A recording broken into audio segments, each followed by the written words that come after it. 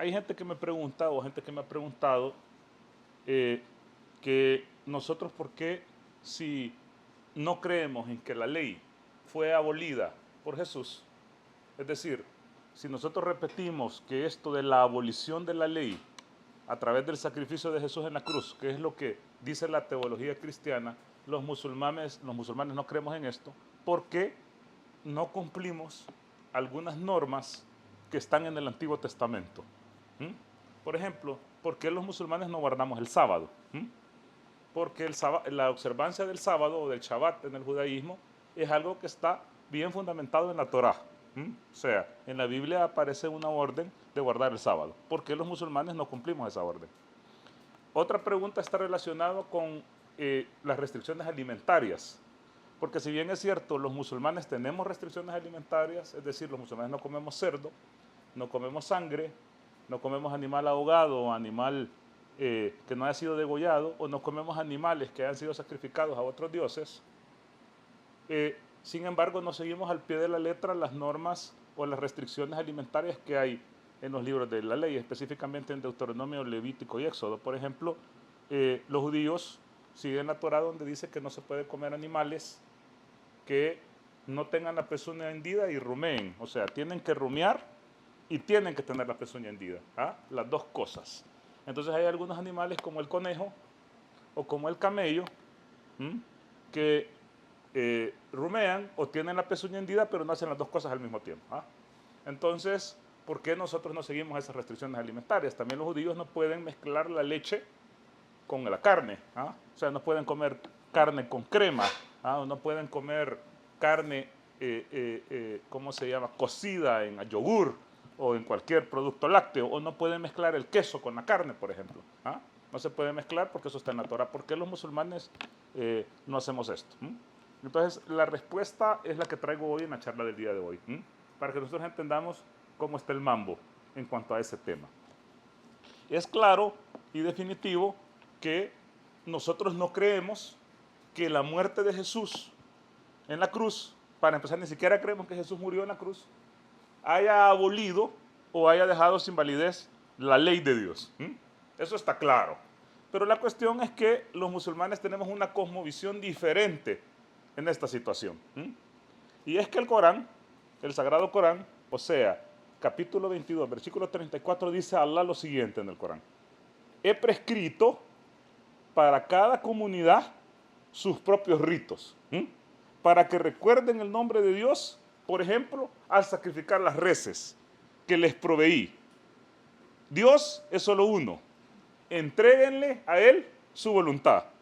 Albírense a los humildes sumisos que obtendrán la bienaventuranza. Entonces, ¿qué es lo que dice el Corán?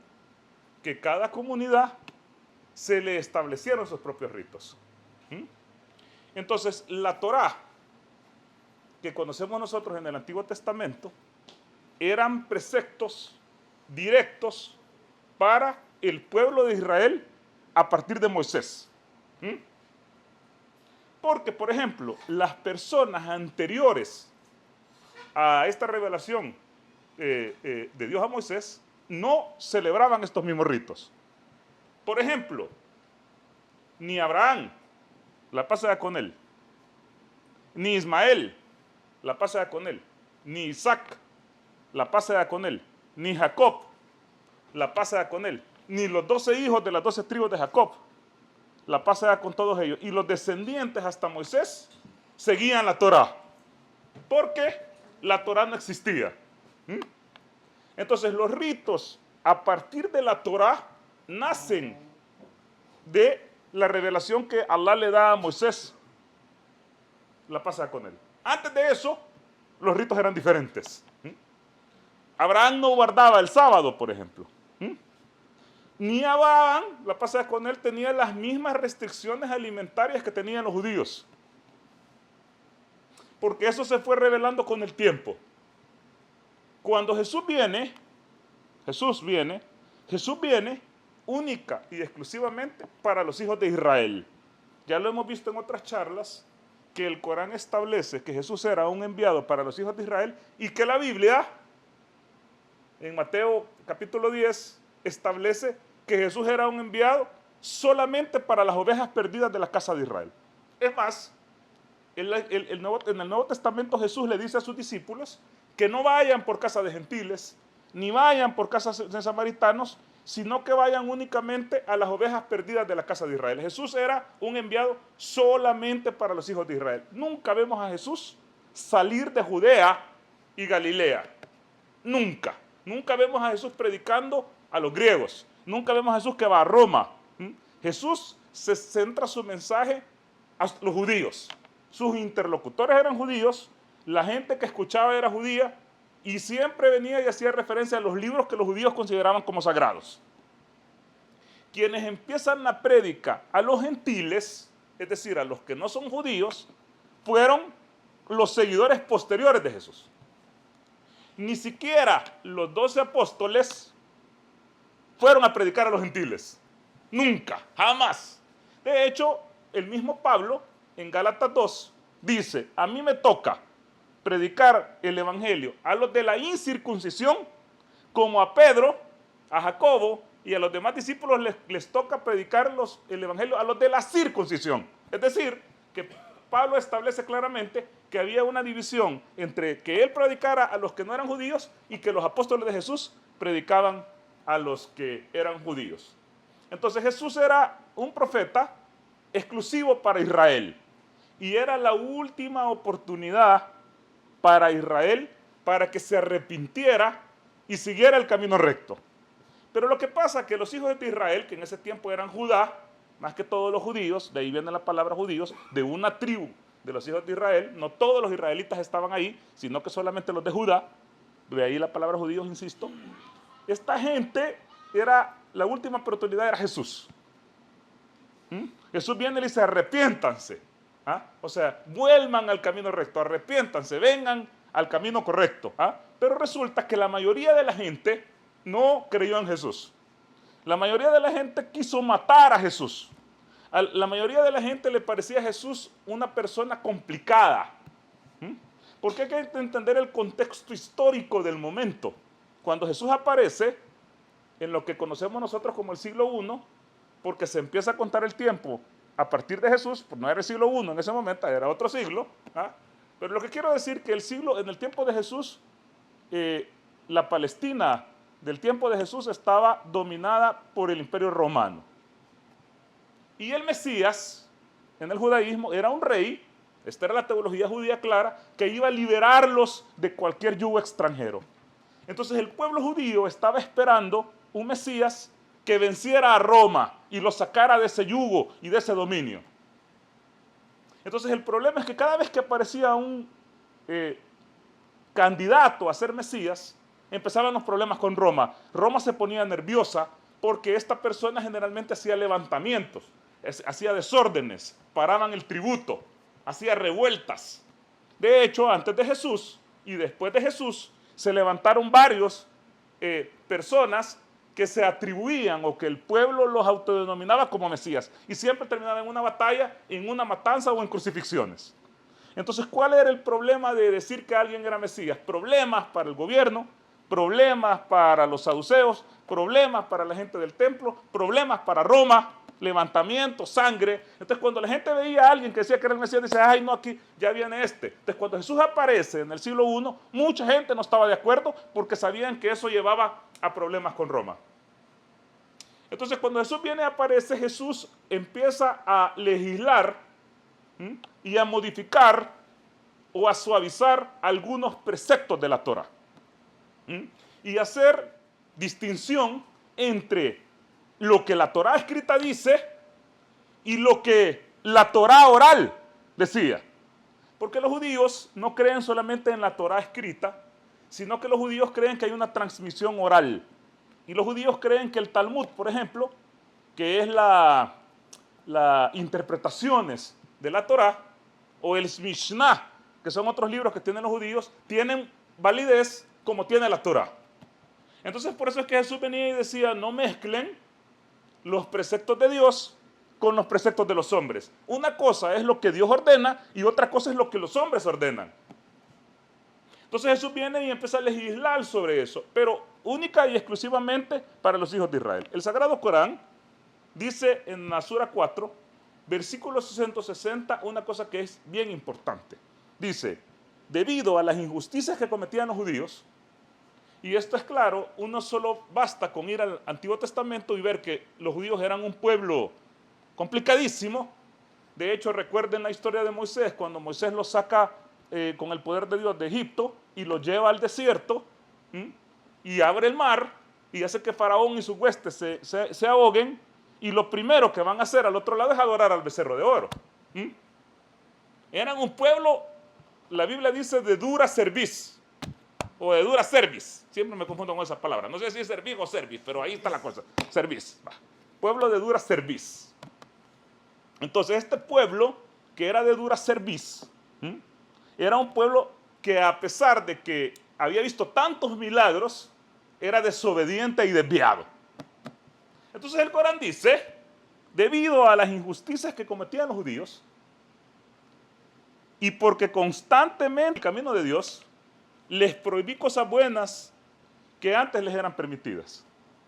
Por ejemplo, la carne kosher o kasher, depende de cómo lo quieran pronunciar, es una cosa complicadísima para el judaísmo. Porque ellos no pueden comer la grasa del animal que revista los órganos vitales. Es decir, ellos no pueden comer la grasa que está alrededor del intestino, que está alrededor del hígado, que está alrededor del estómago del animal, que es bien rica. Esa grasa es rica. Nosotros la comemos en la carne. Puyazo, por ejemplo, tiene esa grasita alrededor que ellos no se la pueden comer. Entonces, ¿qué hacen ellos? Tienen que cortar esa grasa. Entonces me decían, es bien yuca, porque nosotros en los mataderos kosher solo utilizamos la mitad de la res y la otra mitad, porque es bien complicado estarle sacando la grasa, esa no la comemos.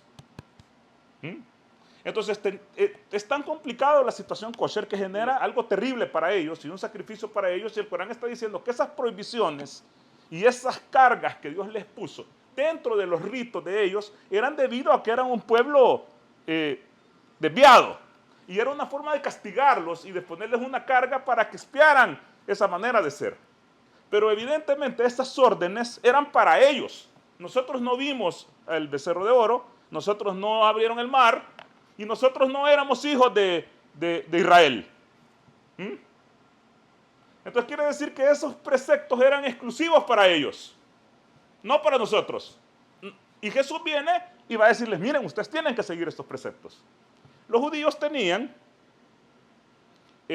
otras prohibiciones, por ejemplo, que no podían comer animales con garras.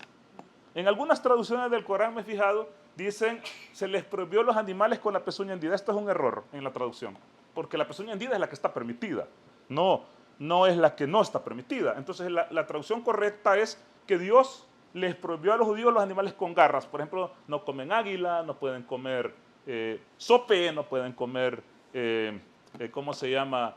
Halcón, no pueden comer animales que tengan garras. El Corán dice en la Sura 6, versículo 146, dice, a los que practican el judaísmo les prohibí los animales con garras y la grasa del ganado bovino y ovino, excepto la que tengan en los lomos, en las entrañas o adheridos a los huesos. La grasa de la costilla sí se la pueden comer, pero la grasa que está alrededor de los órganos vitales no.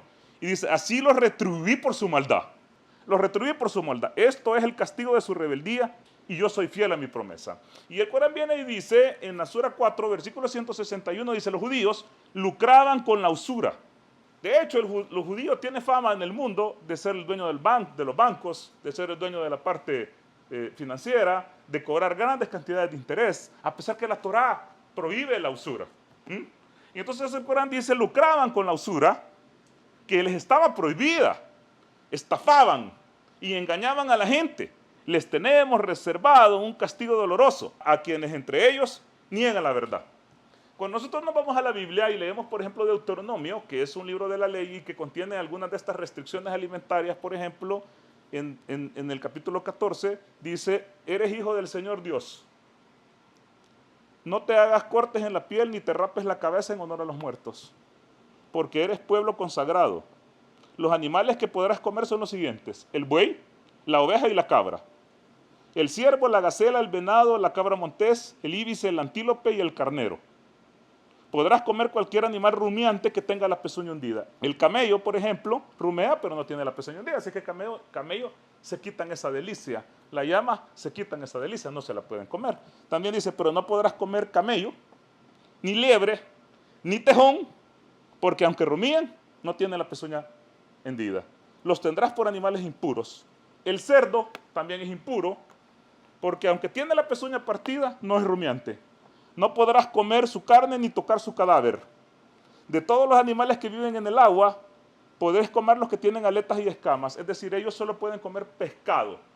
Y pescado que tenga aletas y que tiene escamas. Ellos no pueden comer camarones, no pueden comer langosta, ya se me hizo agua la boca, no pueden comer cangrejo, no pueden comer ningún marisco que no tenga escamas y que no tenga aletas. No pueden comer anguila, no pueden comer pulpo, tan rico que delicioso el pulpo, ¿ah?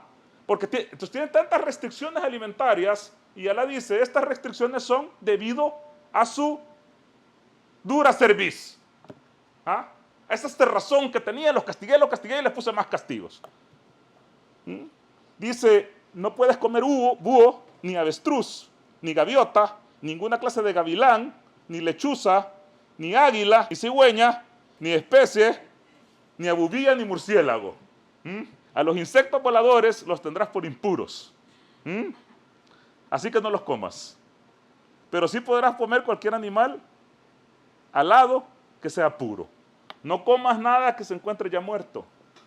Dárselo al extranjero que vive en cualquiera de tus ciudades. Él sí se lo podrá comer. Estas complicaciones con ellos, que son terribles, no solamente las alimentarias, sino un montón de preceptos más, eran una carga difícil, especialmente para un pueblo que en ese tiempo no tiene las facilidades que nosotros tenemos ahorita. O sea, nosotros no podemos ir al súper, pero en ese tiempo era una cosa complicadísima. Y también la pureza ritual, el problema de la menstruación, el problema de los muertos, tenían muchísimos preceptos complicadísimos. El Corán dice que era por la soberbia y por la dureza de sus corazones. Ahora, los musulmanes tenemos restricciones alimentarias, sí tenemos restricciones alimentarias claras. El Corán, que es el último testamento, el último testamento que se reveló de Dios a la humanidad, dice en la Sura 2, versículo 173, dicen, sepan que Dios les ha prohibido consumir la carne del animal muerto por causa natural, la sangre, la carne de cerdo y lo del animal que haya sido sacrificado e invocado a otro nombre distinto al de Dios. Pero quien se vea forzado por la necesidad, no por deseo de contradecir o desobedecer, no comete pecado al hacerlo. Dios es absolvedor y indulgente. Es decir, nosotros tenemos prohibido no tomar alcohol, de ningún tipo, ni vino, ni nada que sea un embriagante, ni sus equivalentes. Y también está prohibido para nosotros comer cerdo, comer sangre, comer animal que ya ha sido muerto y no ha sido degollado, y un animal que ya se ha sacrificado a otro Dios. Nosotros no podemos comer eso. Pero, si tenemos una necesidad, si de repente tenemos un agobio de comida, no hay más que chancho alrededor, cómanse el chicharrón. ¿Ah? Pues si por necesidad, cómanselo. Por ahí hay, creo, los testigos de Jehová, no creo, así es. Los testigos de Jehová agarran este precepto de la sangre. No sé por qué han escogido eso de la sangre, porque comen chicharrón y pupusas de chicharrón y hacen un montón de cosas, pero a la sangre tienen una filia con la sangre, o una fobia más bien, y ellos no pueden comer sangre, pero no solamente eso, si necesitan una transfusión sanguínea, que no es comer, mejor que se mueran. De hecho, hay un montón de casos en el mundo de gente que se muere porque no se acepta una transfusión de sangre. Eso es una estupidez total. Porque el acto, el problema es la desobediencia, no la necesidad. Por ejemplo, Dios viene y dice, no matarás. Nosotros sabemos que no hay que matar. Está prohibido matar. No podemos hacerlo. Bueno, pero si viene alguien con una pistola y quiere matar a mi familia, y si te lo puedes quebrar, quebrátelo. No matarás, disparen y maten a todos. No, por favor, defendete. Porque no es un afán de contravenir. La Biblia dice, y esto está claro, porque nosotros no vamos a negarlo, que Dios hizo un pacto con Abraham y hizo un pacto con Jacob. y hizo un pacto con las 12 tribus. Es decir, Dios hizo un pacto con Israel. Aquí no podemos estar diciendo, no, Dios no hizo un pacto. No, no, no, no, no. Claro que sí, Dios hizo un pacto con Israel. Pero ¿qué significa un pacto? Un contrato no es una situación unilateral. Un pacto es, aquí están tus responsabilidades y aquí están tus derechos. Si cumplís tus responsabilidades, vas a cumplir tus derechos. Si vos no cumplís tus responsabilidades, el pacto va a quedar invalidado. Eso lo dice la misma Biblia. Y la tesis coránica es que Allah hace un pacto con el pueblo de Israel, pero el pueblo de Israel deja invalidado este pacto porque no cumple los preceptos correctos. Entonces el Sagrado Corán dice, Dios celebró un pacto con los hijos de Israel y designó de entre ellos 12 jefes. Pero Dios les dijo, estaré con ustedes siempre que cumplan con la oración, paguen la ofrenda, crean y apoyen a todos mis mensajeros, gasten generosamente por mi causa. Si lo hacen, entonces perdonaré sus ofensas y los introduciré en jardines en los que corren los ríos. Pero quien después de todo esto niegue la verdad, se habrá extraviado del camino recto. Dios les advirtió esto. Si ustedes están bien, sigan el camino, apoyan a mis mensajeros, siguen como los preceptos, mantienen la oración, dan la ofrenda, entonces yo voy a estar con ustedes y los voy a poner por encima de los demás. Dice, pero por haber violado el pacto. Entonces, ¿qué dice el Corán? En el siguiente versículo, que es el versículo 3. Pero por haber violado el pacto, los maldije. Y sus corazones se volvieron insensibles y duros.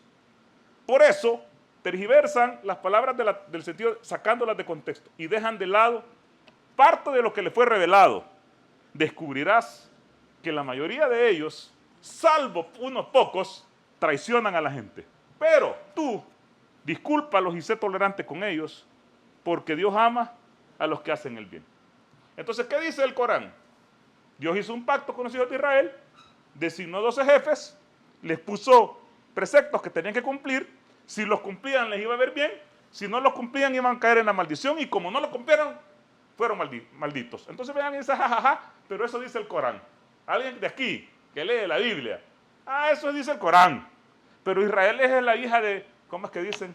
La niña de los ojos de Dios, y es el pueblo escogido, y ellos pueden hacer lo que quieran, porque Dios los ha escogido a ellos, y nosotros somos los amigos de Israel, y la bandera de israelita, y seamos israelitas todos. Va. El problema es que la Biblia, no el Corán, la Biblia dice, los introduciré en la tierra que juré a sus padres, la cual fluye leche y miel, y comerán en esa tierra, y se saciarán, y engordarán, pero se volverán a dioses ajenos y les servirán. Me enojarán entonces e invalidarán mi pacto. ¿Qué está diciendo la Biblia? El Deuteronomio. Lo mismo que el Corán. Porque van a invalidar mi pacto. Jesús, en el Evangelio, o sea, en el Nuevo Testamento, confirma esto que les estoy diciendo. Jesús, en Mateo, capítulo 21, versículo 43 dice, pues bien, os digo que se os quitará el reino de Dios a ustedes para dárselo a otro pueblo. Fíjense bien esto. Para dárselo a otro pueblo que produzca sus frutos. ¿Esto está diciendo Jesús? Clara y llanamente. Alguien me dice, es que el otro pueblo es la Iglesia Católica. Por favor, para empezar está diciendo otro pueblo, que tiene que ver con una raza, una zona. No está diciendo la Iglesia Católica, que para empezar ni siquiera existía en ese momento. La otra cosa es que Jesús dice también, en Mateo 23:37, uno de mis versículos favoritos de Mateo, por cierto, que dice, Jerusalén, Jerusalén, que matas a los profetas. Oiga bien, que matas a los profetas y apedreas a los que son enviados a ti. ¿Cuántas veces quise juntar a tus hijos? Como la gallina junta debajo de sus alas a sus pollitos, y no quisiste. Pues bien, hoy vuestra casa quedará desierta.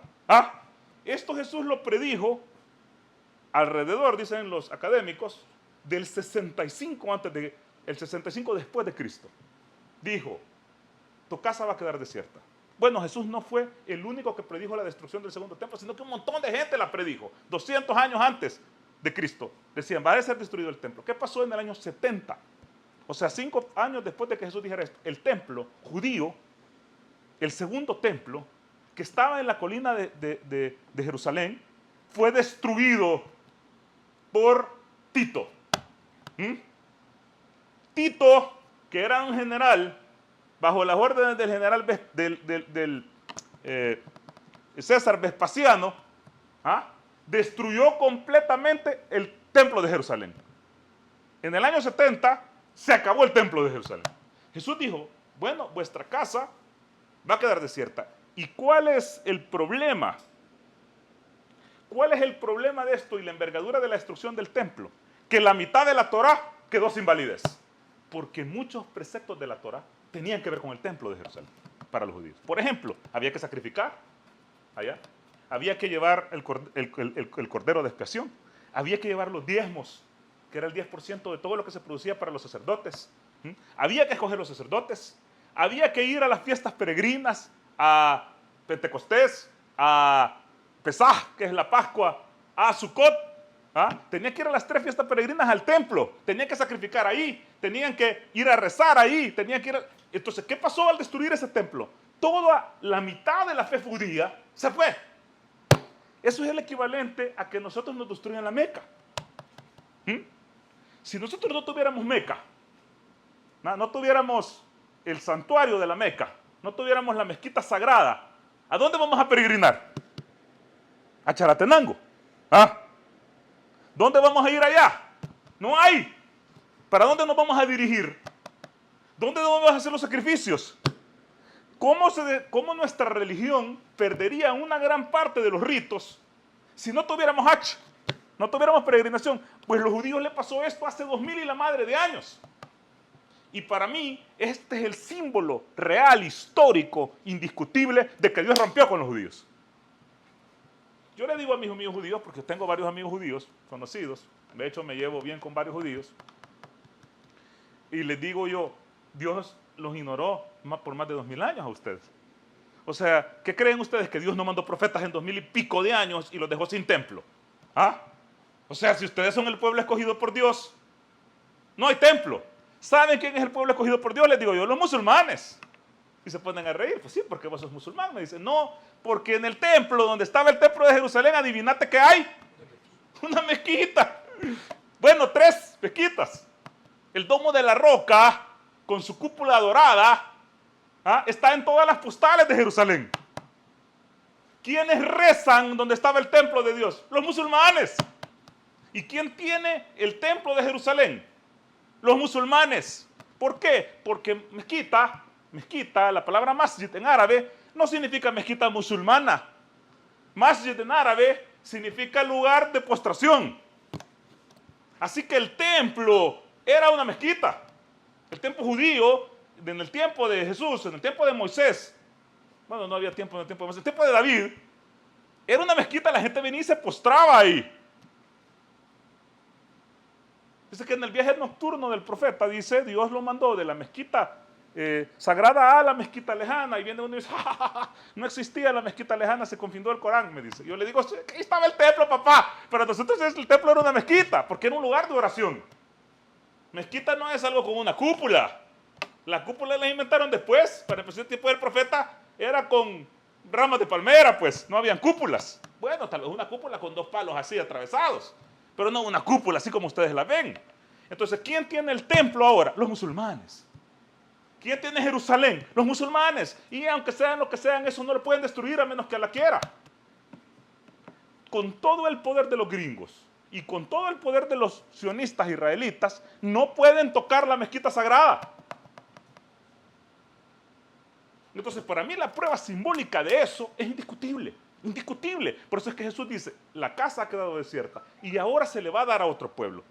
Ahora, Mateo 8, y por eso es que hay que entender las profecías en el contexto general, cuando uno ya las conecta. Y entonces en Mateo 8, versículo 11, Jesús dice, y os digo que vendrán muchos del oriente y del occidente, y se sentarán en la casa de Abraham y de Isaac y de Jacob, en el reino de los cielos, mas los hijos del reino serán echados a las tinieblas de afuera. Ahí será el llanto y crujir de dientes. Entonces, ¿qué es lo que dice Jesús?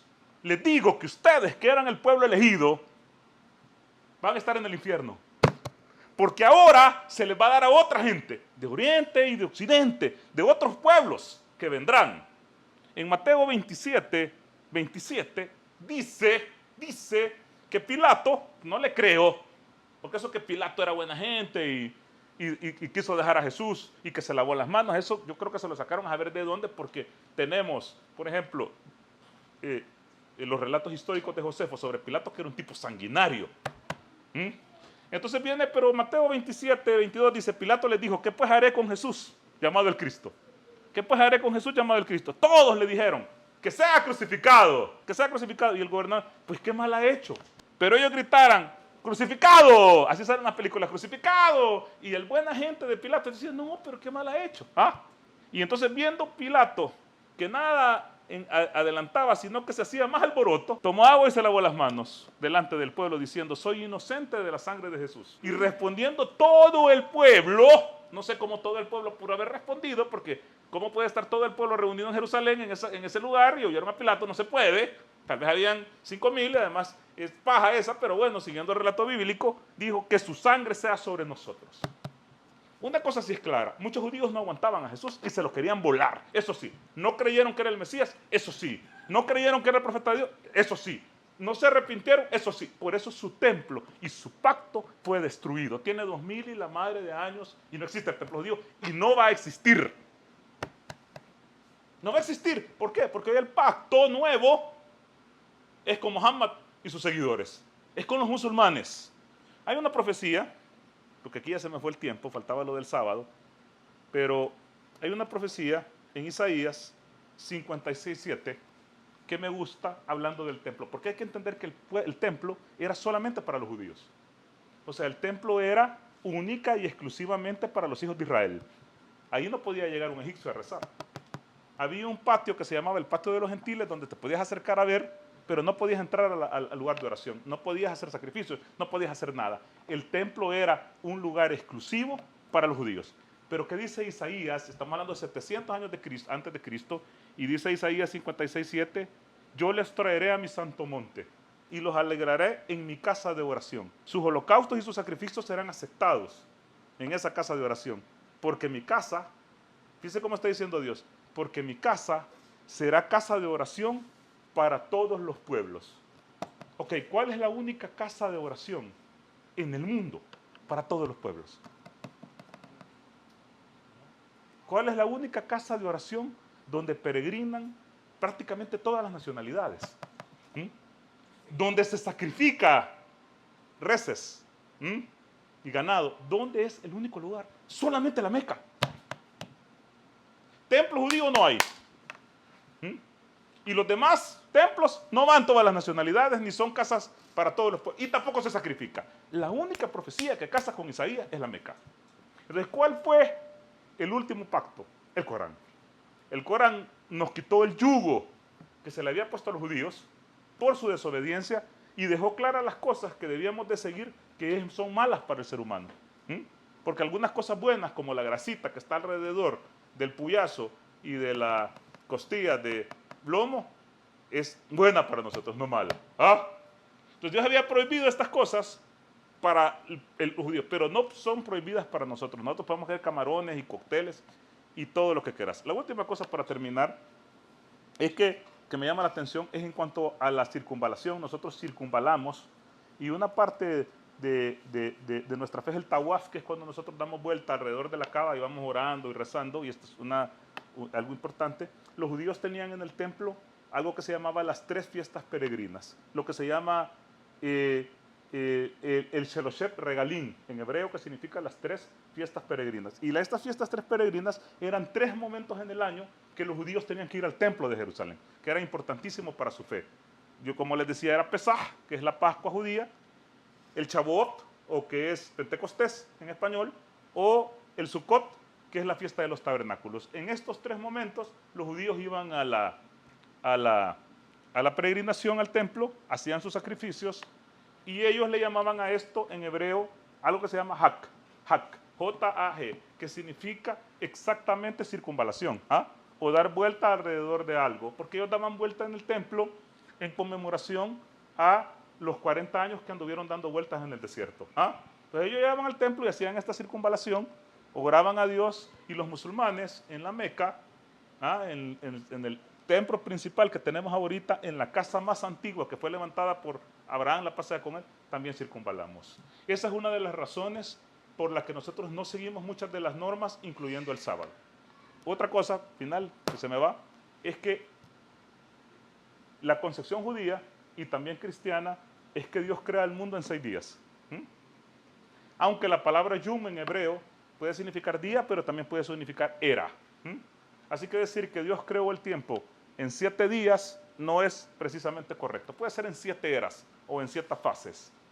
Y dice que el 7º día Dios descansó. Los musulmanes no creemos eso porque nosotros no creemos que Dios necesita descansar.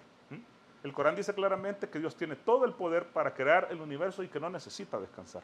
Lo que dice el Corán es que Dios creó en 6 días la creación, valga la redundancia, y el 7º día se asentó en el trono.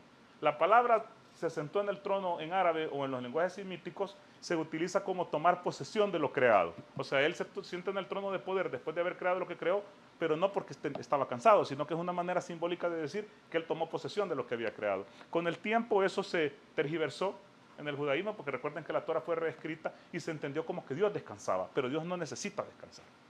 Los judíos vienen y empezaron a celebrar el sábado o el Shabbat como un día de descanso donde no se trabaja, en conmemoración al descanso de Dios. Nosotros no podemos celebrar un día de descanso de Dios porque Dios no descansa. Nosotros celebramos el día viernes. ¿Por qué? Porque toda la creación fue de lunes a jueves y el 6º día de la semana Dios creó al hombre, que es el 6º día, que es el viernes. Nosotros nos reunimos el viernes en conmemoración de la creación de nuestro padre Adán y en conmemoración de la creación del hombre en el universo, y evidentemente en ese día rezamos y en ese día agradecemos, y es una manera también de separarnos y diferenciarnos de los judíos. Por supuesto que en muchos países musulmanes, y no es que en todos, el sábado es un día de descanso. Es decir, en muchos países musulmanes el sábado no se trabaja. De hecho, la gente no trabaja el viernes y no trabaja el sábado, y el domingo, que es el primer día de la semana, sí empiezan a trabajar. Los cristianos agarraron el día del sol, que es el día que se celebraba el nacimiento del sol, que es por eso hay la palabra Sunday en inglés, que significa el día del sol, y cambiaron el día sábado de los judíos y lo pasaron al día domingo, que es la celebración cristiana. Así que los cristianos celebran el domingo, el día del sol, los judíos celebran el sábado, que supuestamente Dios descansó, y los musulmanes celebramos el viernes, que es el día de la creación del hombre. Nosotros nos diferenciamos totalmente de los judíos y nosotros seguimos los preceptos del último de los testamentos, que es el Sagrado Corán, y el mensaje del profeta Muhammad, la paz y las bendiciones sean con él, porque este es el último mensaje, el camino más evolucionado y el más perfecto. Muchas gracias.